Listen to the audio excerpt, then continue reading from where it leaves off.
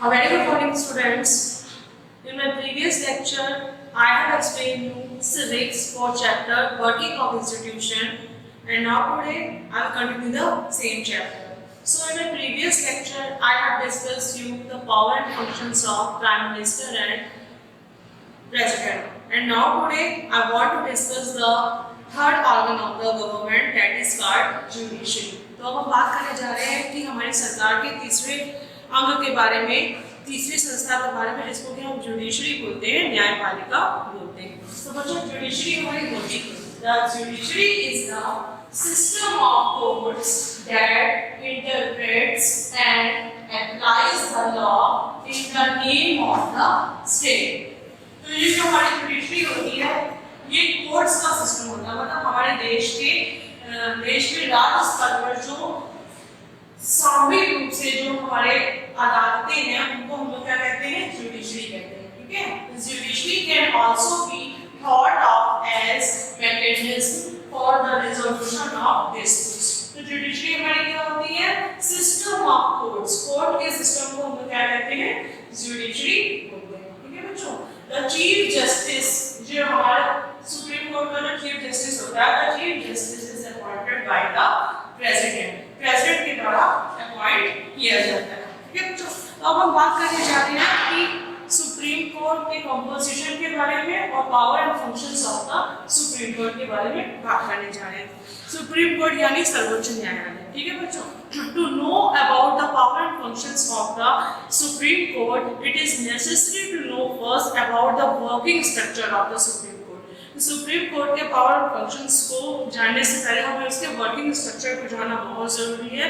तो the judiciary plays a significant role in the present day democratic system, so it is considered the guardian of the constitution. तो जैसा कि आप जानते हो कि हमारे लोकतंत्र, हमारी शासन प्रणाली कैसी लोकतांत्रिक है, तो जिसमें जुडिशरी बहुत ही इंपॉर्टेंट रोल प्ले करती है, न्यायपालिका, जिसकी वजह से इसको कॉन्स्टिट्यूशन का गार्जियन कहते हैं। ठीक है, वो watchdog of democracy and the champion of rights and liabilities. So in the federal state, the judiciary plays a significant role as it protects and interprets the constitution and settle the disputes between the center and state. तो आज की date में judiciary बहुत ही important role play करती है, क्योंकि ये हमारे राज्य और केंद्र के बीच में जो अगर डिस्प्यूट्स भी होते हैं तो उसको सेटल करती है और हमारे कॉन्स्टिट्यूशन को क्या करती है, प्रोटेक्ट करती है। ठीक है बच्चों, now I want to discuss the composition of the supreme court. तो सुप्रीम कोर्ट के हम कंपोजिशन की बात करते हैं, तो the supreme court consisted of a chief justice and 7 other जजेस। तो जैसा कि हमने बताया कि जब सर्वोच्च न्यायालय होता है, तो देश का सबसे बड़ा न्यायालय होता है, तो सर्वोच्च न्यायालय के जो हमारे डिसीजंस होते हैं वही सब कोर्ट्स में अप्लाई किए जाते हैं। ठीक है, originally the supreme court consisted of a chief justice, मतलब कि ओरिजिनली देखा जाए तो सुप्रीम कोर्ट में हमारे चीफ जस्टिस यानी मुख्य न्यायाधीश और 7 अदर जजेस होते हैं। ठीक है बच्चों, but under article 124 the parliament is authorised to change the number of जजेस। लेकिन आर्टिकल 124 के अकॉर्डिंग पार्लियामेंट ने इस नंबर को, जजेस के नंबर को चेंज कर दिया। तो on account of the increase in its loads of work, the strength of the judges of the Supreme Court has been raised from time to time. At present, it consists of 9 chief justice and 31 other judges. तो इस समय कितने जजेस हैं, 9 chief justice हैं और 31 दूसरे जजेस हैं।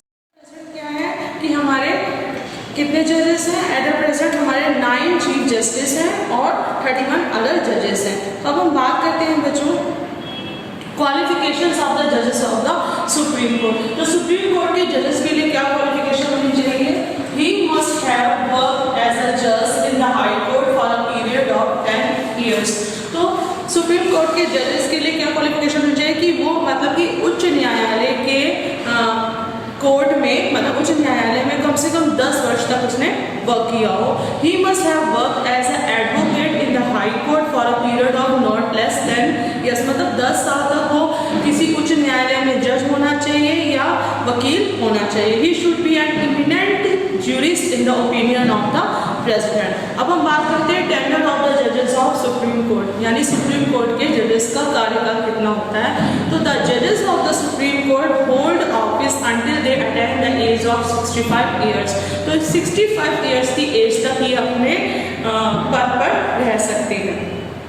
अब हम बात करते हैं method to remove them from office. तो मतलब जजेस को उनके पद से हटाने का क्या मेथड है। तो द जजेस may resign before they are 65 years of age और may be remove from office. तो जजेस रिजाइन कर सकते हैं 65 ईयर की एज से पहले, या उनको ऑफिस से हटाया जा सकता है। तो article 124 provide that the president can remove a जज from office after an address pass by the parliament in each house by a majority of its total membership of 2/3 majority of its member present and voting is presented in the president। तो मतलब ये जो है हमारे सर्वोच्च न्यायालय के जो जजेस हैं उनको कैसे हटाया जा सकता है, जो महाभियोग इम्पैचमेंट लगाकर। तो संसद जो है हमारी महाभियोग द्वारा सुप्रीम कोर्ट के जजेस को हटा सकती है। तो इसमें क्या किया जाता है, इसमें संसद की जो दोनों हाउसेज हैं लोकसभा और राज्यसभा में बैठक करके अपने सदस्यों के मतलब अपने जो मेंबर्स के 2/3 मेजोरिटी से क्या किया जाता है कि ये चीफ जस्टिस को सुप्रीम कोर्ट के जजेस को उनके पद से हटाया जा सकता है। अब हम बात करते हैं बच्चों power and functions of the जजेस of power and functions of the supreme court. मतलब सर्वोच्च न्यायालय के हम अधिकारों और कार्यों के बारे में बात करते हैं। तो सबसे पहला आता है बच्चों ओरिजिनल ज्यूरिडिक्शन। मतलब कि ओरिजिनल मतलब कि साक्षात मतलब कि प्रत्यक्ष रूप से न्याय करना। तो our constitution confers some original jurisdiction on the supreme court and the cases which come under this category can be taken straight to the supreme court. तो मतलब सर्वोच्च न्यायालय के जो अधिकार हैं उसको मतलब कि जिन मुकदमों पे सर्वोच्च जो हमारा न्यायालय है सुप्रीम कोर्ट है जो डिसीजन लेता है उसको डिवाइड किया गया है। The supreme court can directly here several cases which can not be heard by any other court. तो जो सुप्रीम कोर्ट जो हमारा होता है वो डायरेक्टली बहुत से केसेस को सुनता है।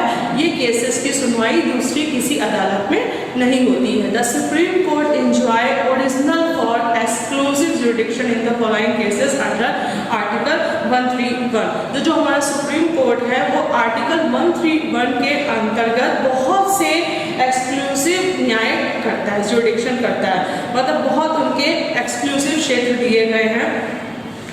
पहला क्या है, the dispute between the union government of India and one और मोर स्टेट। मतलब कि यूनियन गवर्नमेंट केंद्र सरकार और दो या दो से अधिक स्टेट्स के बीच अगर कोई डिस्प्यूट हो जाता है तो उसको सॉल्व उसकी सुनवाई कहाँ की जाती है, सुप्रीम कोर्ट में। द डिस्प्यूट बिटवीन 2 और मोर स्टेट मतलब कि 2 या 2 से ज़्यादा स्टेट्स में डिस्प्यूट होने पर the dispute between the union government and the state government मतलब केंद्र सरकार और राज्य सरकार के बीच किसी भी प्रकार का डिस्प्यूट होने पर कौन उसके लिए होता है, सुप्रीम कोर्ट। तो ये सब क्या हो गया, ओरिजिनल ज्यूरिडिक्शन हो गया। ठीक है, इसका मतलब आरंभिक जो इसका क्षेत्राधिकार हो गया। सेकंड हम बात करते हैं एपलेट ज्यूरिडिक्शन। एपलेट ज्यूरिडिक्शन का मतलब होता है कि अपील संबंधी इसके क्या अधिकार है।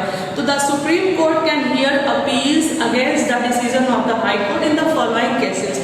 तो जो हमारी सुप्रीम कोर्ट होती है बच्चों वो बहुत से केसेस में हाई कोर्ट के खिलाफ जो डिसीजन दिया जाता है उसके लिए अपील सुन सकती है। तो सबसे पहले क्या अपील होती है, कॉन्स्टिट्यूशनल अपील। तो कॉन्स्टिट्यूशनल अपील में क्या होता है, according to article 132 if the high court certifies that a particular case is fit for appeal and a sustainable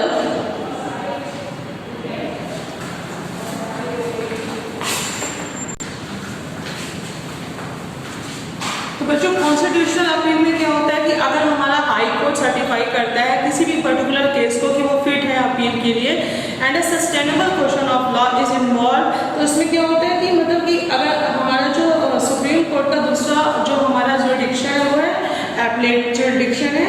तो किसी भी न्यायालय के मतलब किसी भी कोर्ट के डिसीजन के अगेंस्ट सुप्रीम कोर्ट में अपील सुनी जाती है। ठीक है, तो कुछ फॉलोइंग मतलब रूल्स के अंतर्गत सर्वोच्च न्यायालय में हमारे मतलब सुप्रीम कोर्ट में अपीलें सुनी जाती हैं। तो सुप्रीम कोर्ट में 3 प्रकार की अपील्स को सुना जाता है। तो सबसे पहले क्या होती है बच्चों कि कॉन्स्टिट्यूशनल अपील, संवैधानिक प्रश्न। तो इसमें क्या होता है कि यदि कोई जो हमारा हाई कोर्ट है ये सर्टिफाइज करता है कि किसी मामले में कॉन्स्टिट्यूशन की जो इंटरप्रेट्स का जो प्रश्न निहित है, मतलब if the high court certifies that a particular case is fit for appeal, कोई भी पर्टिकुलर केस अगर हमारे अपील के लिए फिट है, and the sustainable question of law, और जो संवैधानिक क्वेश्चन है लॉ का वो इन्वॉल्व है which needs further interpretation of the constitution, तो the appeal can be made in the supreme court. तो ये अपील कहाँ पर सुनी जाती है? सुप्रीम कोर्ट में सुनी जाती है।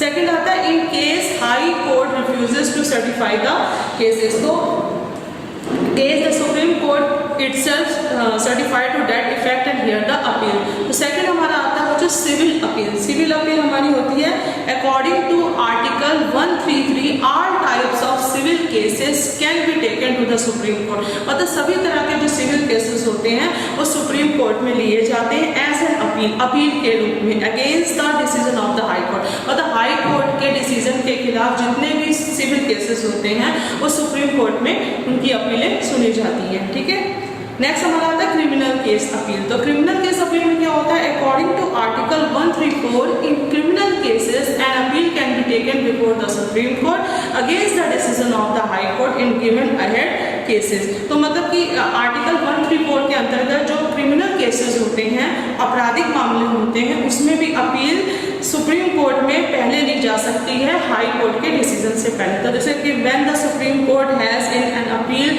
Reserve the order of acquittal of an accused person and sentenced him to death, when the high court certified that the case is fit for appeal to the supreme court। तो इस तरह की जो अपीलें होती हैं सुप्रीम कोर्ट में सुनी जाती हैं। तो ये सब क्या हो गया? एपलेट जुरिडिक्शन हो गया। ठीक है बच्चों, थर्ड हम बात करते हैं स्पेशल एपलेट जुरिडिक्शन। तो स्पेशल एपलेट जुरिडिक्शन में क्या होता है कि right to hear appeal against the decision of special court.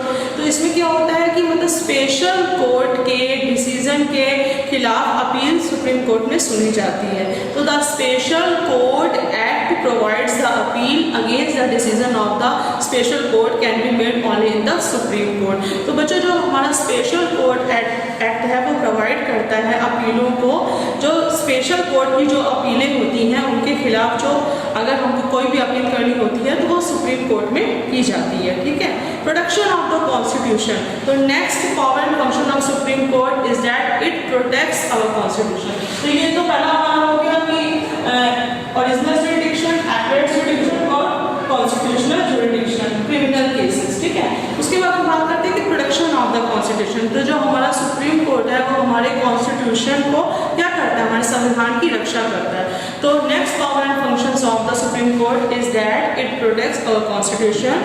और constitution is the supreme law of the land and the supreme court is empowered to uphold the constitution. तो ये हमारे एक वॉच डॉग की तरह हमारे कॉन्स्टिट्यूशन की रक्षा करता है। ठीक है, नेक्स्ट है power to interpret the constitution. तो सुप्रीम कोर्ट की ये भी पावर होती है कि वो कॉन्स्टिट्यूशन को इंटरप्रेट कर सकता है। The supreme Court has the power to interpret the constitution as the final interpreter of the constitution. ठीक है, नेक्स्ट है पावर ऑफ जुडिशियल रिव्यू। तो another power and functions of the supreme Court are of judicial review with which the use of it sees whether the law passed by the union parliament or state legislatures। तो ये हमारा हो गया इसका judicial review हो गया। Next हम बात करते हैं कोर्ट ऑफ रिकॉर्ड। तो ये हमारे सभी कोर्ट का रिकॉर्ड हमारे कहाँ पर होता है? सुप्रीम कोर्ट में कलेक्ट होता है। तो the supreme court is the court of record which means that as a superior court its decision and judicial proceedings are recorded for a perpetual memory and the court subordinate to it accept this decision as judicial precedents. तो ये हमारा जो supreme court है कुल मिला के क्या करता है, मतलब कि सभी कोर्ट्स के जो डिसीजन होते हैं, सभी कोर्ट्स के जो रिकॉर्ड होते हैं वो सुप्रीम कोर्ट में ही कलेक्ट किए जाते हैं। ठीक है बच्चों। Administrative function, the supreme court supervises and superintendents the working of the lower courts and makes rules of procedures for them. तो जो हमारा सुप्रीम कोर्ट होता है उसकी एडमिनिस्ट्रेटिव फंक्शंस क्या होते हैं कि वो दूसरे कोर्ट्स पर प्रॉपर अपना ऑब्जर्वेशन रखता है और उनको सुपरिटेंड्स करता है। ठीक है। It makes rules and regulations for the advocate working in the supreme court. तो सुप्रीम कोर्ट में जितने भी एडवोकेट वर्क करते हैं उनके लिए रूल और रेगुलेशन बनाने का काम किसका होता है? सुप्रीम कोर्ट का होता है। ठीक है। तो हम बात करते हैं कि मतलब कंक्लूजन क्या हो गया कि power and function of supreme court में हमारे कौन कौन सी पावर्स आ जाती हैं? इंडिपेंडेंस ऑफ जुडिशरी है ना सुप्रीम कोर्ट की। तो it can protect the rights and liabilities of the individual. तो कुल मिला के इसके पावर फंक्शन क्या होते हैं? ये हम नागरिकों के अधिकारों की रक्षा करता है। It can maintain the supremacy of the constitution, constitution की सुप्रीमेसी को बनाए रखता है। It rightly interpret the constitution, ये कॉन्स्टिट्यूशन को सही तरीके से इंटरप्रेट कॉन्स्टिट्यूशन की व्याख्या करता है। It can maintain faith of people in the administration, लोगों का एडमिनिस्ट्रेशन में पूरा फेथ बना रहा है उस चीज़ को ध्यान में रखता है। It can make the administration responsible. The Constitution of India has made the following arrangement to maintain the independence of the judiciary। तो ये हमारे क्या थे? ये हमारे पावर और फंक्शंस होंगे सुप्रीम कोर्ट के। So this chapter is completed. तो ये बच्चों चैप्टर आपका खत्म हो गया है। तो मैंने आपको इस चैप्टर में क्या बताया? इस चैप्टर में बताया कि working of institution is very necessary for democratic country. तो किसी भी लोकतांत्रिक देश के लिए हमारी संस्थाओं का होना बहुत ज़रूरी है। तो जो हमारी मैंने वर्किंग इंस्टीट्यूशन की बात की थी, तो there are 3 organs of the government, legislature, executive and judiciary. तो legislature it is called the parliament of the country. जैसा कि मैंने बताया कि लेजिस्लेचर हमारी क्या होती है? हमारे देश की संसद होती है, पार्लियामेंट होती है। Parliament has 2 houses, Lok Sabha and Rajya Sabha. Lok Sabha is the lower house and the Rajya Sabha is the upper house. The members of Lok Sabha is directly elected by the people according to the universal ballot franchise, and the member of Rajya Sabha is indirectly elected by the state legislatures. ठीक है। The qualifications of members of Lok Sabha are it should be the citizen of India, it has completed the age of 25 year।